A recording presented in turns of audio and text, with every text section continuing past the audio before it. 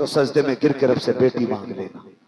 इसलिए कि बेटे जायदाद के वारिस होते हैं, बेटियां बाप के प्यार की वारिस हुआ करती हैं। जिन घर में सिर्फ भाई हो वो घर कब्रिस्तान लगता है। एक बहन हो ना तो पूरा घर चमन लगा करता है। एक बहन पूरी हवेली को आबाद रखती है।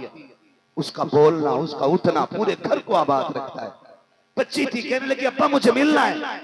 बाप ने कहा बेटी ठीक हो जाओ, पुराने शहर से सौदा गिरान जाने में वक्त लगेगा, बेटी तबीयत ठीक हो जाएगी, ले चलेंगे। वक्त गुजरता गया, बच्ची की बीमारी बढ़ती गई, यहाँ तक कि बच्ची की आखिरी सांसें आ गई। जब बच्ची का इंतकाल होने लगा, उसने कहा अब्बा मैंने कहा था मुझे नन्हे मियाँ को देखना है, मैं दुनिया से जा रही हूँ, अफसोस मैं अपने नन्हे मियाँ को न देख सकी। बच्ची ये कह के हमेशा के लिए खामोश हो जाती है। जैसी बच्ची का इंतकाल हुआ है, बाप ने बेटी के माथे को चूमा, रोने लग गया। चचा ने आके कहा था यार रो क्यों रहा है, अल्लाह की अमानत थी उसने ले ली। बाप ने रोते रोते कहा था सुन भाई, बेटी के जाने का गम अपनी जगह है, लेकिन इसकी तमन्ना पूरी ना कर सका। ये नन्हे मियाँ को देखना चाहती थी, क्या करूं मैं इसको ले जा ना सका। मैं तो ये चाहता था ठीक हो जाएगी तब मुफ्ती आजम के चौखट पे लेके जाऊंगा, लेकिन मुझे ये तो नहीं पता था कि ये सांसें आखिरी हो जाएंगी, ये मर्ज आखिरी हो जाएगा। बाप ने इतना कहा है। चचा ने कंधे पे हाथ रख के कहा था आंसू बहाना बंद कर दे, चल उठा गोद में बेटी को, सौदा गिरान लेकर के चल। कहा किस लिए, अगर वो न देख सकी तो क्या हुआ, कम से कम मुफ्ती आजम की नजर तो पड़ जाएगी। ये कह के बाप ने बेटी का लाशा उठाया है। बरेली की गलियां गवाह है, जब बाप बेटी के लाशे को कंधे पे लेके आ रहा था, दुनिया हैरत से देख रही थी कि दुनिया बेटियों को कब्रिस्तान लेके जाती है, ये जिंदे अपनी बेटी की लाश को किधर लेके जा रहा है। जब बाप लेकर के सौदा गिरान आया है, मेरा मुफ्ती आजम है, हम सभी के गौसे आजम मुसल्ले पर बैठ के इबादत में मसरूफ है। आपके तख्त पे बच्ची को लटा दिया जाता है, एक सफेद रंग की चादर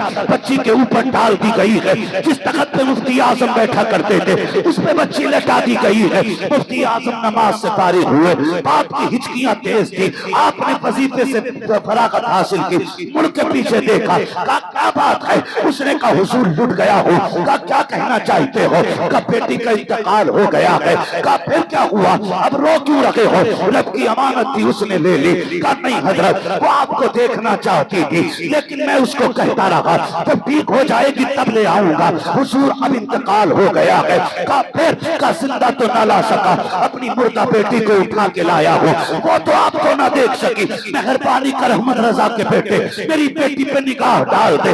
मुफ्ती आजम मुस्कुरा देते हैं, कहते आंसू पोंछ ले, तू किसी आम नगरी में नहीं अहमद रजा की गलियों में खड़ा है, जहाँ लोग रोते हुए आते हैं, हंसते हुए जाया करते हैं। उसने कहा जनाब जिसकी बेटी का लाशा सामने पड़ा हो वो बाप कैसे मुस्कुरा सकता है, जिसके सामने बेटी की मैयत हो वो कैसे मुस्कुरा सकता है। उठे मुसल्ले से, कहाँ है तेरी बेटी, तख्त पे लेटी है। हुजूर आप आए हैं, आपने आने के बाद पैरों की तरफ से चादर को खींचा है और पैर का अंगूठा पकड़ के कहा था बेटी देख मुन्ने मियाँ आ गए हैं, तू देखना चाहती थी, इतना कहा है। तारीख कदा खुदा की कसम ऐसा लग रहा था हाथ मुफ्ती आजम के थे, इशारा गौसे आजम का हो गया है।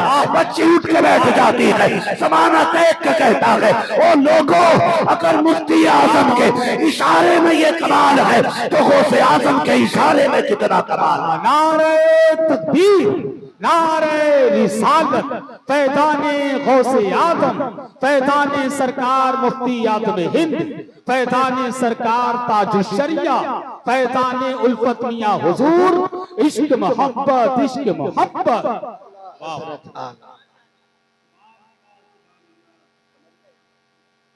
ये करामत का नूर आपको बख्शा, ये नूर करामत का आपको बख्शा। और फिर आपसे किसी ने कहा ना आप हज़रत के बेटे हैं, तो फिर भी रोने लगे। उसने कहा हुजूर रो क्यों रहे, कहने लगे कहाँ मैं और कहाँ आला हजरत। लोग पूछते हैं क्या है आला हजरत, मैं कहता हूं जिसका साहिब तसर्रुफ बेटा ये कहते कि कहां मैं कहां आला हजरत, मुझे शर्म लगती है जब लोग उनका बेटा कहते हैं। कहा क्यों, कहा जैसा उनके बेटे को होना चाहिए था मुस्तफा रजा वैसा ना बन सका। अब बता कैसे थे मेरे आला हजरत, कैसे थे मेरे आला हजरत। मुफ्ती आजम कहते हैं जैसा मुझे होना चाहिए था मैं वैसा ना हो सका। उनका बेटा होने के लिए तो बहुत बड़ा होना चाहिए था। खुदारा आपसे एक गुजारिश है, चंद पीरों की वजह से अपने घरों में दीवारें खड़ी कर ली, चंद जाहिर खानकाही लोगों की बुनियाद पे हमने अपनों को अपना दुश्मन बना लिया। आला हजरत की सिर्फ वो इज्जत न करे जो बरेली के सिलसिले से मुरीद है। आला हजरत से हर उस बंदे को प्यार करना चाहिए जिसका रिश्ता मदीने वाले से मजबूत है। इसलिए कि इमाम अहमद रजा सिर्फ किसी खानकाह के सज्जादा नशीन नहीं है, सिर्फ किसी खानकाह के मुजाबिर नहीं है। मुजाबिरों को इसलिए मानते हो पीर की कब्र पर झाड़ू देता है, सज्जादा को इसलिए माना जाता है कि वो हमारे पीर की नस्ल में आता है, लेकिन आला हजरत को इसलिए माना जाता है कि उन्होंने हमारे अकीदे की हिफाजत की है। हिफाजत की है। मैं तो खुल के कहता हूं, मां का दूध पिया है, आला हजरत को छोड़ो और अकीदा अहले सुन्नत साबित करो, कर ही नहीं पाओ। मैं तो खुल के कहता हूं, खुदारा अगर तुम्हारे मज़ारों पे चादर सलामत है ना, तो इस्लाम की एक चादर बरेली के अहमद रजा के मज़ार पे भेज दिया करो। इसलिए कि अगर उनका फतवा ना होता ना तो तुम्हारे मज़ारों पे चादर तो क्या तुम्हारे बदन पे नेकर तक नहीं होता। इसलिए कि आज जो गाड़ियों में घूम रहे हो ना, ये उसी अगरबत्ती का कमाल है जिसके जवाब का फतवा मेरे अहमद रजा ने दिया। उसी अगरबत्ती का कमाल है जिसके जवाब का फतवा बरेली के इमाम ने दिया है। और आज जब वक्त आ गया है, जरा सी दुकान क्या चमक गई, हम अपनों के खिलाफ हो गए। खुदारा इन्होंने हमें अल्लाह के करीब लाया, मजबूत नजरिए पेश किए, पक्का हमें मुसलमान बनाने की कोशिश की और बनाया। हुजूर के बारे में कैसा नजरिया रखना है, हुजूर के बारे में कह गए, हुजूर के बारे में बताए, फरमाने लगे और कोई गैर क्या तुमसे निकाह हो, जब ना खुदा की छुपा तुम पे करोड़ों। मैं आपसे एक बात कह दूं कि बस आखिरी बात, वक्त मुकम्मल हो गया है मेरे भाई। खुदारा हमारे बीच ना कुछ गड़बड़ियां होने लग गई है ना, हम हैं तो बरेलवी लेकिन रिश्ता मार देते हैं। वलीमा खाइया खाने तो खा के आया, छछुंदर मौलवियों ने भी कह दिया कि नहीं खाने तो क्या फर्क पड़ता, पूरा ही पूरी पलट। हाँ, छछुंदर की खासियत है बदबू।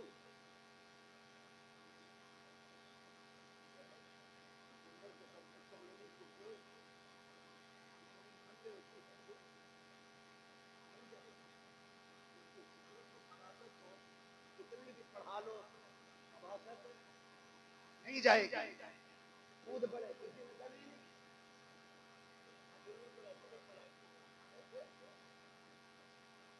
तो भैया अभी बैठे चल चले, तो वलीमे खाने लोग जा रहे हैं, कुछ लोग बेटी दे देते हैं, कुछ ले लेते हैं। क्यों दी बेटी? असल में रिश्ता अच्छा था ना, इस मारे दे दी। सुन मेरे भाई, बच्ची फाके से 60 साल काट लेगी, 70 साल में बिना सोने चांदी के गुजारे हो जाने हैं।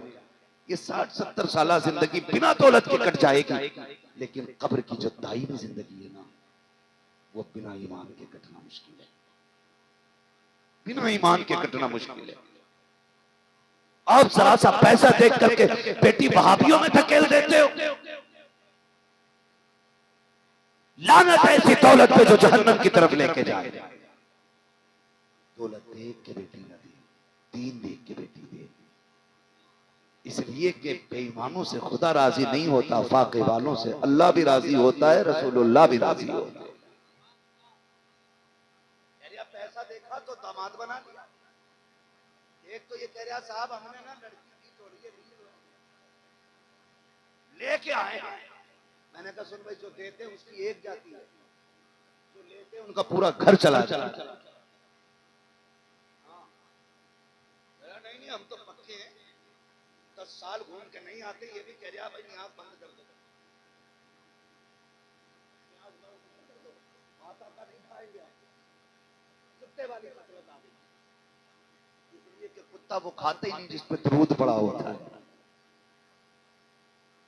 आ गई ना बात, नहीं अब नहीं करना। खुदारा आपसे गुजारिश है, इनसे रिश्ते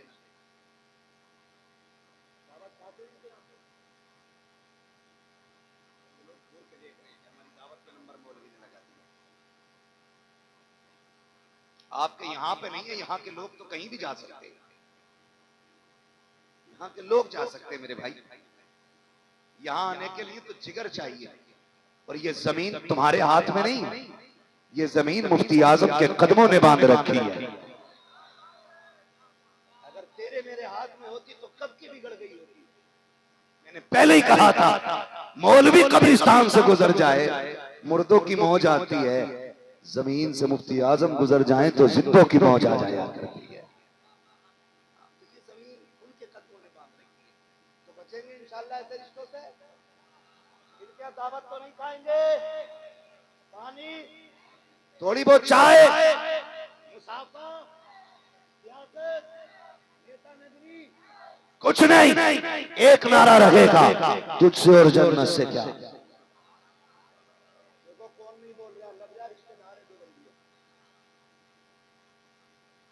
तुझसे और जन्नत से क्या, हम रसूलुल्लाह के जन्नत जन्नत। मैं तो बेटी दिए बैठा हूं, मैं क्या करूं, मैं तो फंस गया। मैंने बेटी दे दी है, मैं सिर्फ एक जानता हूं बात, वो ये है हमारी दोस्ती भी हुजूर के लिए है, हमारी दुश्मनी भी अब हुजूर के लिए रहेगी।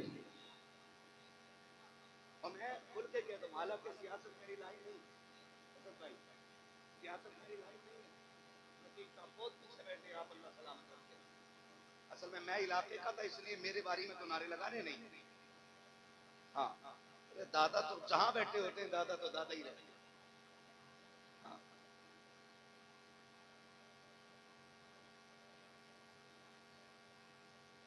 तवज्जो है ना सारे लोगों, क्या कह दिया आप?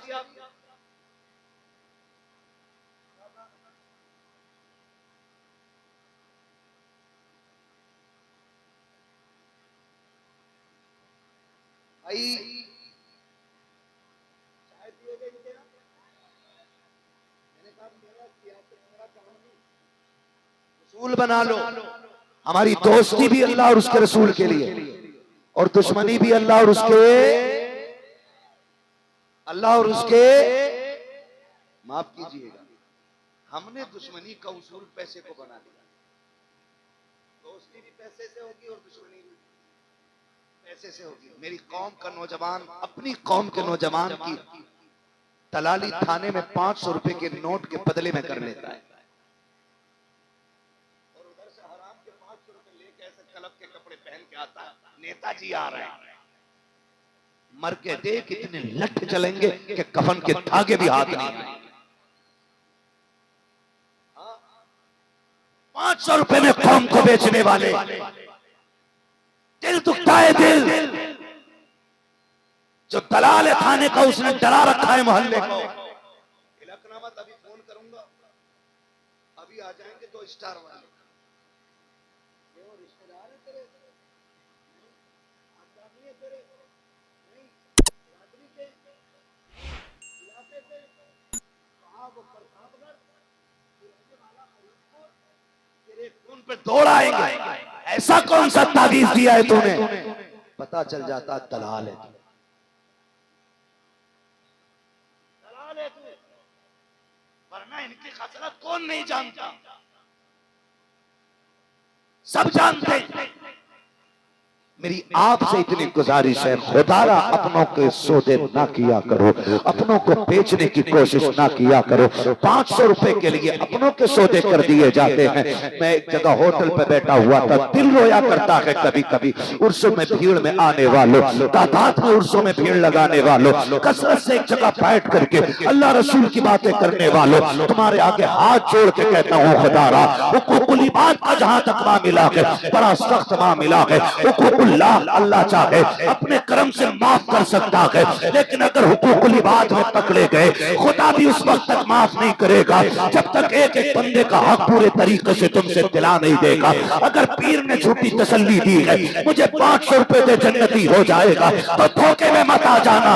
न पीर बचाने आएगा न फकीर बचाने आएगा। अगर हुकूकुल इबाद के मामले में पकड़े गए, उस दिन खैरियत नहीं रह जाएगी, तुम्हें खुदा का वास्ता